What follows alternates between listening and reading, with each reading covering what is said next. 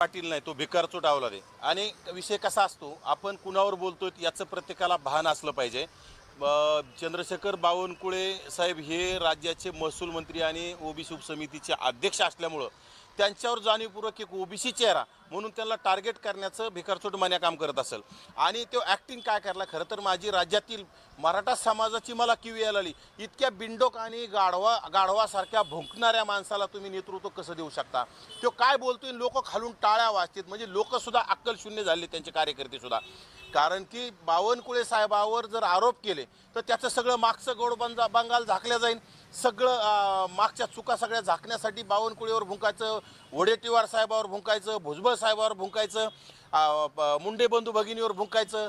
फक्त टार्गेट त्याचं ओबीसी नेत्यांना टार्गेट करायचं आणि त्याच्यातून कुठेतरी प्रसिद्धी मिळवायची आणि आपलं दुकान चालू करायचं आहे. खरं तर मनोज जरांगेमध्ये आणि माझं तर मत आहे किंवा मनोज जरांगेमध्ये खरी त्याची जर हे असेल तर त्यांनी मुख्यमंत्र्याच्या घरावर तो म्हटलाय ना की आम्ही जाऊन आंदोलन करणार, तर त्याच्यात तो एका बापाचा असेल ना तर त्यांनी मुख्यमंत्र्याच्या दारावर जाऊन वर्षावर जाऊनच आंदोलन करून दाखवावं. त्यावेळेस मनोज जरांगेची चड्डी पिवळी होती का नाही, मग मनोज जरांगेला कळन. भिकारचोट कुणीकडे बोलतो, काही बोलतो, अक्कल शून्य असणारा माणूस. आणि खरं तर त्यांचे लोक अक्कल शून्य झालेत. ते लोक असं काही बोललेलं खपून घ्यायलेत. आम्ही जर त्यांच्या नेत्यावर जर इतकं खालच्या पातळीचं बोललो तर आम्हाला सुद्धा अपमान वाटतो की आपण हे बोलणं चुकीचं आहे. कारण की जरांगेवर बोलताना सुद्धा आम्हाला योग्य वाटत नाही. परंतु जर आमच्या नेत्यावर जर कोणी इतक्या खालच्या पातळीचं बोलत असेल तर आम्ही त्याला सोडणार नाही ना. ठीक आहे, आमचे बावनकुळे आमचं ओबीसीचं काम कमी करत असतील, जास्त करत असतील, परंतु आमच्या नेत्यावर म्हणजे बावनकुळे आमच्या समाजातले ओबीसीतले त्यांच्यावर जर इतकं त्यांनाच एकट्याला टार्गेट करत असेल, तेही त्यांची कुठलीही चूक नसताना आणि त्यांची चूक नाही हे सगळं प्रशासनाने सांगून सुद्धा जाणीवपूर्वक त्यांना टार्गेट करत असेल तर ह्या बेकारचोट मान्याचं आम्ही सगळे कपडे फाडण्याचं काम करू.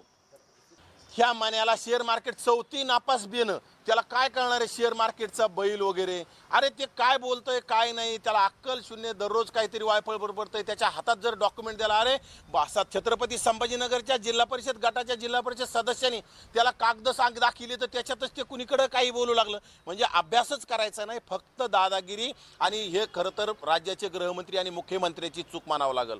ह्या मनाच्या तात्काळ मुसक्या आवळ्याना या अंतरवाली सराटीमध्ये दगडफेक झालेले व्हिडिओ आहेत ना, त्याच्या कार्यकर्त्यांनी त्यांनी आदेश दिल्याच्या नंतर ते दगडफेक केली. ते कार्यकर्ते मी स्वतः त्यांना आणून उभा करू शकतो. मनोज जरांगेंनी सांगितलं म्हणून आम्ही दगडफेक केली असं ते सांगताय, तरी सुद्धा जर त्या मनोज जरांगेला उचलत नसतील तर हे राज्याचं गृह विभागाचं कुठतरी अपयश म्हणावं लागेल. आणि मग गृह विभागाने जर हाताने याला डोक्यावर घेऊन आता कुठतरी अवदासा आपल्या अंगावर आणून घेतलेले, बाकी काय नाही. तरी सुद्धा आणखी वेळ गेलेली नाही. तात्काळ गृहमंत्र्यांनी आणि गृह विभागाने फरमान काढावं आणि ह्या बेकारचोटाच्या मुसक्या आवळून याला जेलमध्ये टाकावं, याचा आवाज बंद करून टाकावा. नक्कीच विजयभाऊ वडेट्टीवार साहेब जे बोलले ते त्याच्यामध्ये तथ्य 100% आहे. कारण वडेट्टीवार बावनकुळे साहेबावर सातत्यानं गरळ ओकायची आणि बावनकुळे साहेबावर गरळ ओकल्यामुळं ते कुठतरी त्यांना वाटतं की जात पडताळणी समितीवर दबाव येईल आणि मंत्रिमंडळाची बैठक होऊन कुठतरी पडताळणी समितीवर आदेश देण्याचं काम करतील.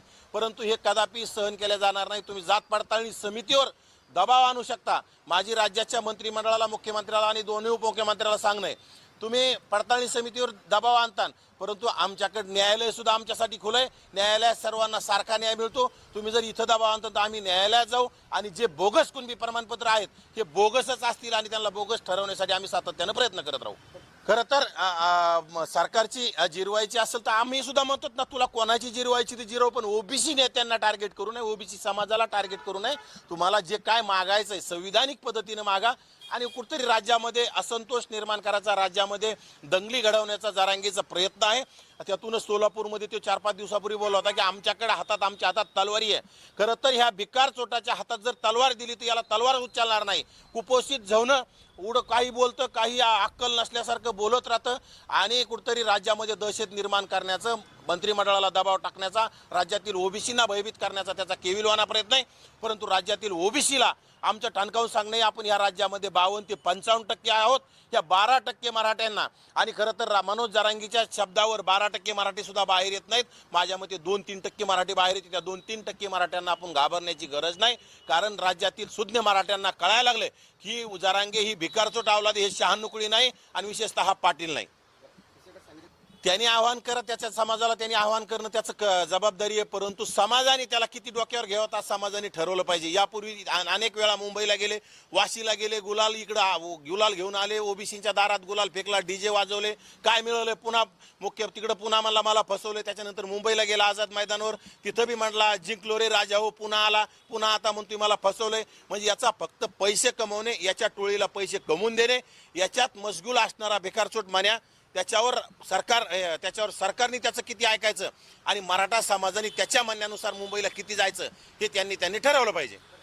राज्यामध्ये मराठा समाज सगळं मनाच्या मागं नाही, परंतु काही आमदार मनाला सपोर्ट करतायत, ताकद देत आहे, गाड्या भरून माणसं पाठवताय, हजारो गाड्या भरून माणसं त्याच्याकडे पाठवून देऊन त्याची ताकद वाढवण्याचं काम करताय. हे कोण आमदार आहेत याकडे आता लक्ष द्यावं लागेल. राज्याच्या मुख्यमंत्र्यांनी विशेष कोण आमदार आहेत, त्याच्यामध्ये शिंदे गटाचे कोण आहेत, त्याच्यामध्ये अजित पवार गटाचे कोण आहेत आणि भाजपचे कोण आहेत याकडे लक्ष द्यावं आणि त्यांचे कानं धरून त्यांना जाब विचारण्याचं काम मुख्यमंत्री आणि दोन उपमुख्यमंत्र्यांनी केलं पाहिजे. आणि खरं तर या आजच्या घडीला उदय सामंत आणि प्रसाद लाड यांना राज्यामध्ये ओबीसी आणि मराठा दंगल घडवायची, त्यामुळे उदय सामंत आणि प्रसाद लाड यांची शाळा घेणं राज्याच्या मुख्यमंत्री आणि दोन्ही मुख्यमंत्र्यांची गरज आहे.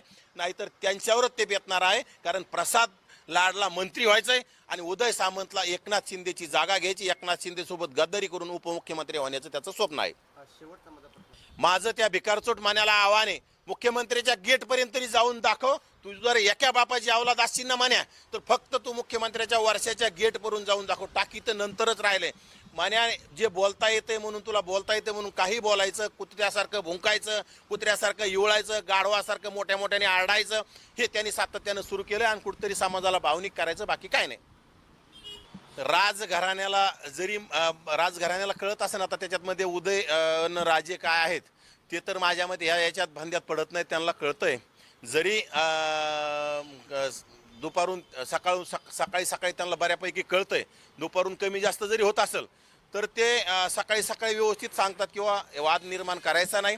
आणि दुसरे जातीवादी संभाजी भोसले, यांना संभाजी भोसलेच म्हणणार आम्ही कधी बी, कारण की जातीवादी संभाजी भोसले यांना सुद्धा कळून चुकले त्यांचा जनस्वराज्य का कोणता स्वराज्य पक्ष आहे. विधानसभेला त्यांना किती मतं मिळाले जातीवाद केल्यामुळे, जरांगीच्या नादी लागल्यामुळं. कारण की शाहू महाराजाच्या गादीवर बसून तुम्ही जर जातीवाद करता तर त्याचे तुम्हाला कर्माचे फळ भोगावे लागतील. शाहू महाराजांनी असा जातीवाद केला नव्हता आणि ते संभाजी भोसलेंना विधानसभेमध्ये कळालेले, त्यामुळे संभाजी भोसले सुद्धा या भिकारचोट मान्याच्या नादी लागणार नाहीत. त्यामध्ये बजरंग सोनवणे म्हणजे मान्याचा बाप, बजरंग सोनवणेचा मुलगा सौरभ सोनवणे गुतत असल्यामुळं मन्या कशाला येईन तिथं. आणि जिथं राजकारण करायचं, जिथं धनंजय मुंडेंच्या नावाने बोंब मारायची, पंकजा मुंडेंच्या नावाने बोंब मारायची, जातीवादाच्या नावाने बोंब मारायची, अशा ठिकाणी मन्या विष्टा खायला जातो, बाकी नाही. तिथं कशाला येईन, तिथं घुले कुटुंबियाला न्याय द्यायचा आहे, त्याला द्यायला येऊ वाटणार नाही. हरामखोर आहे मन्या, याच्या पलीकडे मी त्याला बोलू शकत नाही. तुम्ही एक व्हिडिओ बघितलाय का, संध्याकाळी त्याच्यासोबत 50 गाड्या आहेत आणि 50 गाड्यातले लोक खाली उतरून पुढे एक समोर गाडी जाती, फटाके लावतायत, लढ लावतायत आणि बाकी 50 गाड्यातले खाली लोक उतरतायत. नंतर शूटिंग सुरू होती, नंतर त्याच्यावर हार टाकतात, त्याचं स्वागत करतात आणि तेच लोक गाडीत बसून पुढे निघण्याचं काम करतायत. म्हणजे त्याच्या मागं किती लोक राहिलेत. आणि काही ठिकाणी जातीवादी आमदार त्यांना सपोर्ट करून लोक पाठवण्याचं काम करतात, तिथं थोडीफार गर्दी होती. परंतु जरांगीची करोडोची भाषा बोलतोय, आज हजारो लोक नाहीत, हे जरांगीने सुद्धा अभ्यास केला पाहिजे. मंत्री उदय सामंत, भिकारचोट आणि दलाल आमदार प्रसाद लाड, त्याच्यानंतर ज्या त्या भागातले आमदार आहेत हरामखोर, जातीवादी आणि त्यांना येणाऱ्या काळात ओबीसी दाखवून देईल असे आमदार त्याला खर्च करतात आणि कुठेतरी जातीवाद वाढवतात.